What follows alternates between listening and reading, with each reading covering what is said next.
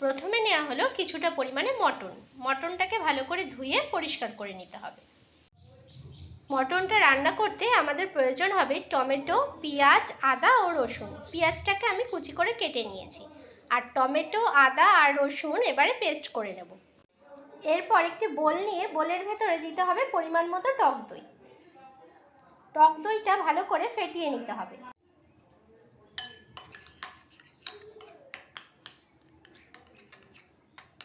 টক দইটা ঠিক এইভাবে ফেটিয়ে নেবেন। টক দইটা ভালো করে ফেটানো হয়ে গেলে টক দইয়ের ভেতরে দিতে হবে আদা, রসুন ও টমেটোর পেস্ট। এরপর দিতে হবে ধনের গুঁড়ো, তারপর দিতে হবে জিরের গুঁড়ো, এরপর দিতে হবে হলুদ গুঁড়ো, এরপর দিতে হবে লঙ্কার গুঁড়ো, তারপর দিতে হবে কাশ্মীরি রেড চিলি পাউডার, এরপর দিতে হবে পরিমাণ মতো লবণ। এরপর সব মশলা একসঙ্গে মিশিয়ে নিতে হবে।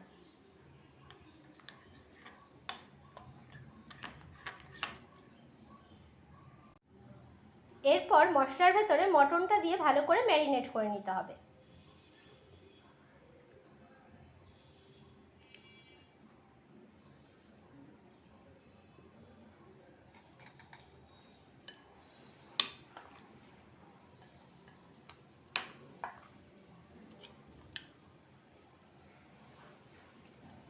ম্যারিনেট করে কিছুক্ষণ রেখে দিতে হবে।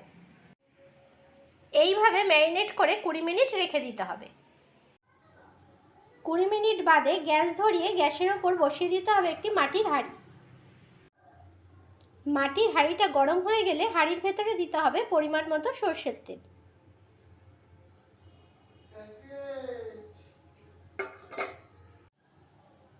হাঁড়ির ভেতরে তেলটা গরম হয়ে গেলে হাঁড়ির চারপাশে তেলটা মাখিয়ে নিতে হবে।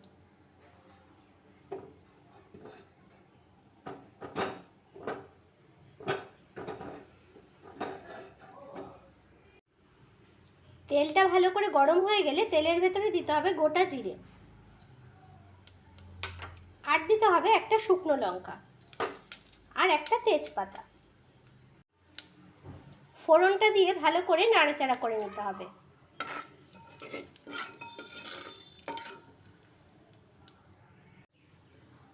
ফোড়নটা ভালো করে ভাজা হয়ে গেলে ফোড়নের ভেতরে দিতে হবে পেঁয়াজ কুচি।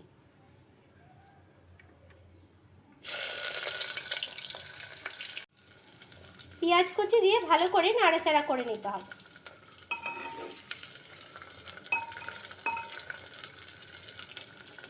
পেঁয়াজটাকে ভালো করে ভেজে নিতে হবে। পেঁয়াজটা লাল লাল করে ভাজা হয়ে গেলে পেঁয়াজের ভেতরে ম্যারিনেট করা মটনটা দিয়ে দিতে হবে। ম্যারিনেট করা মটনটা দিয়ে কিছুক্ষণ নাড়াচাড়া করে নিতে হবে।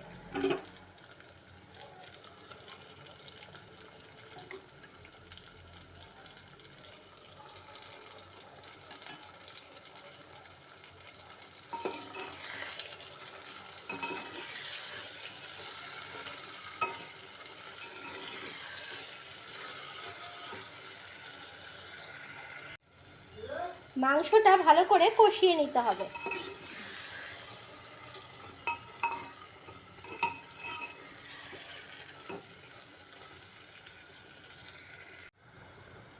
মাংসটা 10 মিনিট কষিয়ে নেবেন। মাঝে মাঝে মাংসটাকে ভালো করে নাড়িয়ে দিতে হবে, নইলে নিচটা লেগে যাবে।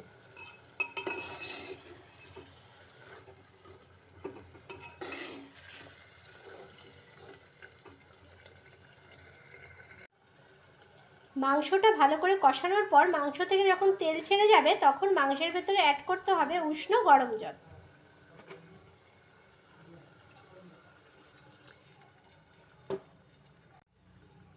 আর দিতে হবে একটা গোটা রসুন।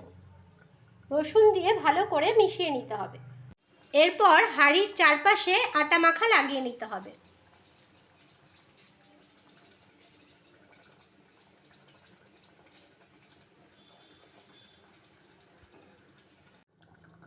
হাঁড়ির চারপাশে আটা লাগিয়ে নেওয়ার পর এবারে ওপরে ঢেকে দিতে হবে।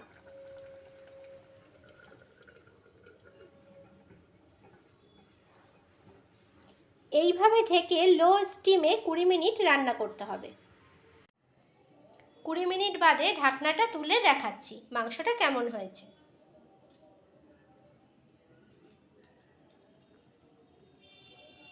দেখুন মাংসটা কেমন হয়েছে। এরপর মাংসের ভেতরে দিতে হবে 1 চামচ গরম মশলার গুঁড়ো আর দিতে হবে 1 চামচ ঘি। ভালো করে নাড়িয়ে নিতে হবে। তৈরি হয়ে গেল আমাদের হান্ডি মাটন। রান্নাটি যদি ভালো লাগে তাহলে অবশ্যই চ্যানেলটিকে সাবস্ক্রাইব করবেন এবং লাইক, কমেন্ট, শেয়ার করবেন।